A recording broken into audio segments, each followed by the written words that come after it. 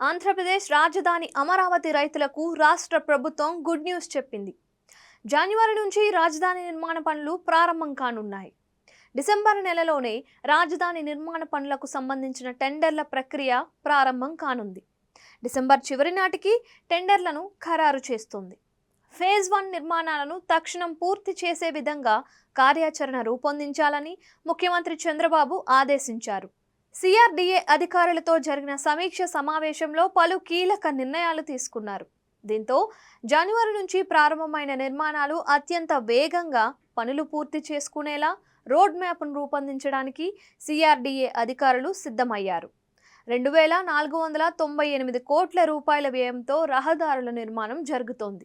అలాగే 546 కోట్ల రూపాయల వ్యయంతో ఐఏఎస్ క్వార్టర్ల నిర్మాణానికి సిఆర్డీఏ అనుమతి ఇచ్చింది.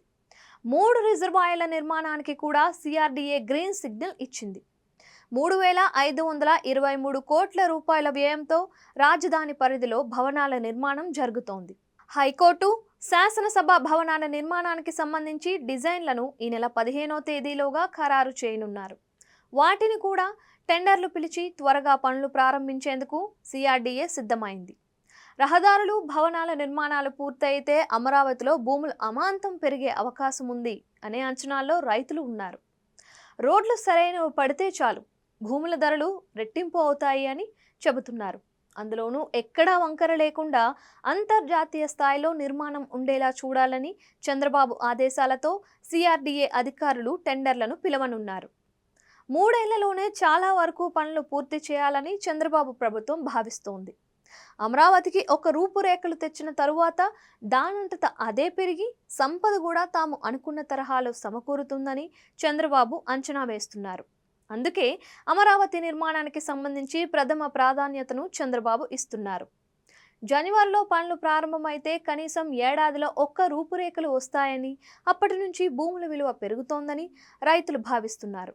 ఈ జనవరి సంక్రాంతికి వదిలేస్తే వచ్చే సంక్రాంతి నాటికి భూములు కొనాలన్నా అమరావతిలో దొరకవు అన్న తరహాలో రైతులు ఉన్నారు. చంద్రబాబు చేస్తున్న ప్రయత్నాలను రైతులు స్వాగతిస్తూనే రైల్వే లైన్కు కూడా సహకరిస్తే మరింత భూముల విలువ పెరుగుతోందని చెబుతున్నారు. ల్యాండ్స్కేపింగ్ పనులు కూడా చేయనున్నారు. మొత్తం 2025 నాటికి అమరావతి రైతులకు చెప్పలేనంత ఆనందాన్ని అమరావతి మిగులుస్తుంది అన్న భావనలో రైతులు ఉన్నారు.